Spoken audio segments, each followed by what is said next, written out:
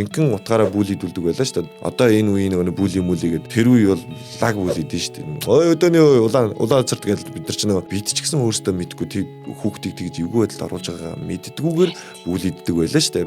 Тэнгүү чин тухайн үед чинь нөгөө хөдөөний хөтлөөр тэрнээсээ санаа зовоод айгу тухгүй мэдрэмж их аваад идэг байсан. Тэгээ нөгөө тавд голхлоор л өвөө мэрвэ. Нөгөө мал дээр очивол бараг л нөгөө нэг шариг мариг алга малгадаг юм аа шүү дээ. Наа гэсэн арайд энэ ичээрх бол алан тавь бай гэдэг. Нөгөө хэд маань илүү гоё санагдаад нөгөө хөдөөрөөгөө тэмүүлдэг. Тэгээ нөгөө өвөө эмээдээ би сурахгүй би малчин болно гэдэг.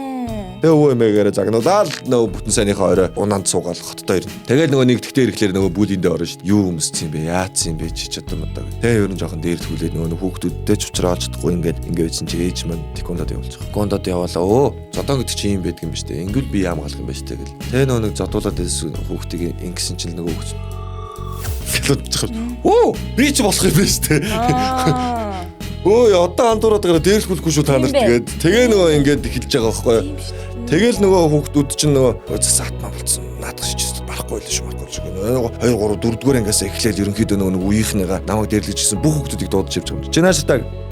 Жинааштай нааг яадаг байлаа гэл тэгээ нөгөөд чинь ингээд нэг мэдсэн чинь нөгөө сургуулийн нэлээд атмаа болчиход доошоогүй ерөнхийдөө зүгээр байгаараа одоо нааг дээрлэхгүй шүү гэдэг. Яг магадгүй одоо тийм л юм байна л да тий. Одоо наамд та нар бити андуураад байгаараа тэквондод дугалцсан шүү гээд нөгөө нэг тэквондод явсан хүүхэд цохоод эхэлдэг байхгүй. Тийм байна.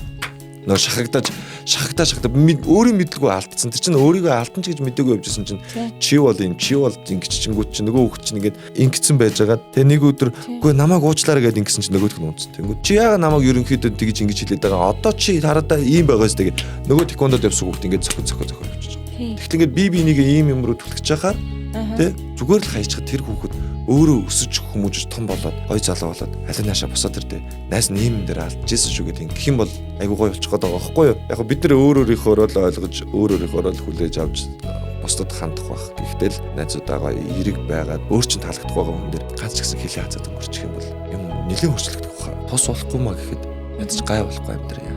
Энэ маш том боловсрал соёл байдаг юм шүү гэж хэлмээр санагддаг. Зориг дутагдах мөчүүд хий нэгний түүхэл чамайг дуршдаг. Subscribe хийгээд 7 хоног бүр хамтдаа шинэ түүх сонсцгоё.